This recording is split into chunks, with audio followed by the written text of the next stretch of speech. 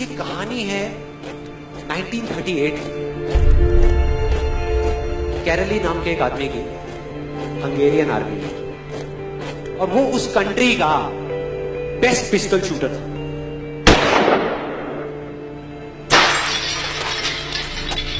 जितनी भी national championships हुई थी उस कंट्री में, उसको वो जीत चुका था।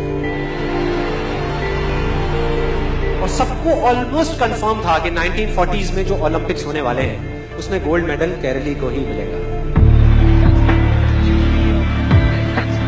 और उसने सालों से ट्रेनिंग करी थी। उसका एक ही सपना था, एक ही फोकस था कि मुझे अपने इस हाथ को दुनिया का बेस्ट शूटिंग हैंड बनाना है, बेस्ट बनाना है, बेस्ट बनाना है। और वो कामयाब हो गया, उसने बना लिया बेस्ट शूटिंग हैंड। सिर्फ 2 साल का फर्क। 1938 में एक आर्मी का ट्रेनिंग कैंप चल रहा था। क्योंकि वो आर्मी में था तो एक एक्सीडेंट हो गया। उसके उसी हाथ में जिससे उसने गोल्ड मेडल जीतना था, उसमें एक हैंड ग्रेनेड फट गया और वो हाथ चला गया।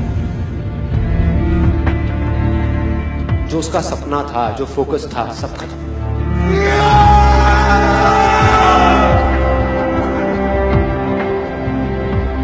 उसके पास 2 रास्ते थे। एक तो ये कि वो बाकी की पूरी जिंदगी रोता रहे और कहीं जा करके छुप जाए,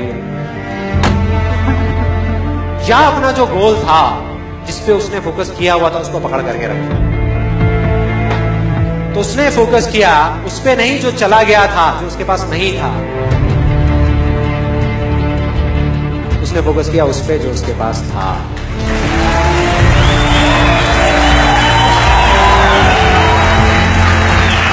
जो उसके पास था, और क्या था उसके पास में? एक लेफ्ट हैंड, एक ऐसा हाथ जिससे वो लिख तक नहीं सकता था। 1 महीने तक उसका हॉस्पिटल में इलाज चला इस हाथ के लिए, और सही 1 महीने बाद अपनी ट्रेनिंग शुरू कर दी इस हाथ के लिए।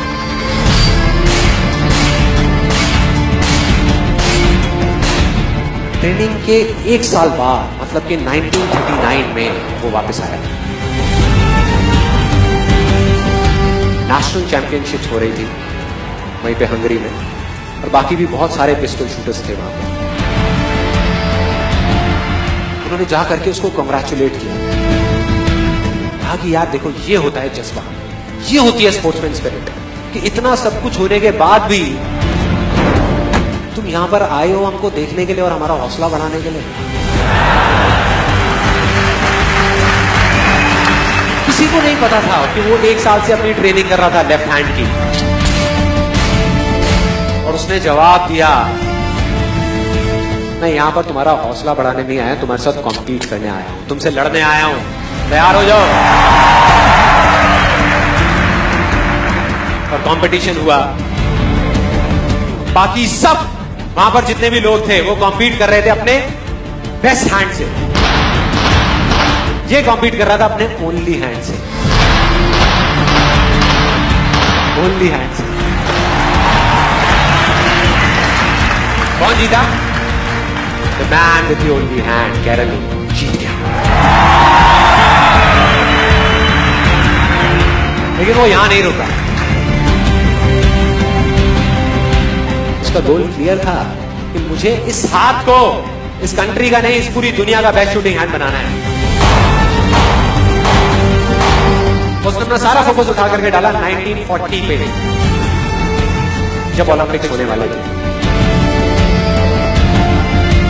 लेकिन 1940s के ओलंपिक्स कैंसिल हो गए वर्ल्ड वॉर की वजह से।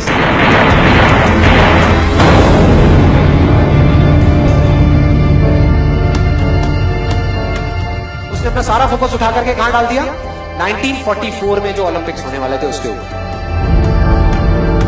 1944 में जो ओलंपिक्स होने वाले थे वो भी कैंसिल हो गए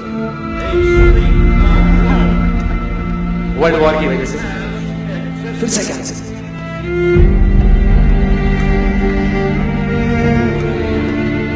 उसने अपना सारा फोकस उठा करके डाल दिया 1948 के ओलंपिक्स में। 1938 में उसकी एज थी 28 साल, 1948 में उसकी एज हो चुकी थी 38 इयर्स। और जो यंगर जो प्लेयर्स आते हैं निकल करके, उनसे कॉम्पीट करना मुश्किल होता चला जाता है। लेकिन मुश्किल नाम का ये वर्ड था ही नहीं उसकी डिक्शनरी में। वो गया, पूरे वर्ल्ड के बेस्ट शूटर्स आए हुए थे जो अपने बेस्ट हैंड से कॉम्पीट कर रहे थे, और ये अपने ओनली हैंड से कॉम्पीट कर रहा था। और कौन जीता? The man with the only hand.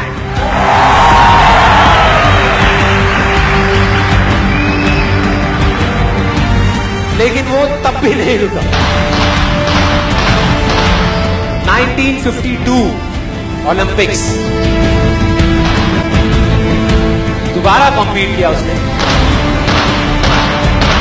और इस बार गोल्ड मेडल कौन जीता?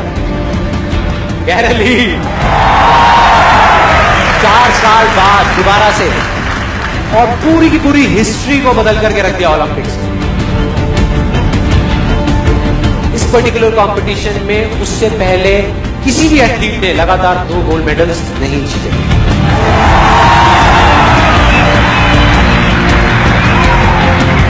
अब किसी भी लूजर के पास चले जाओ, उसके पास लिस्ट होगी बहानों की कि मैं इस वजह से फेल हुआ अपनी लाइफ में, इस वजह से मैं कुछ नहीं कर पाया। बहुत लंबी लिस्ट है। और दूसरी तरफ विनर के पास चले जाओ, उसके पास में 1000 वजह होगी वो ना करने की जो वो करना चाहता है, सिर्फ एक वजह होगी वो करने की जो वो करना चाहता है, और वो कर जाएगा।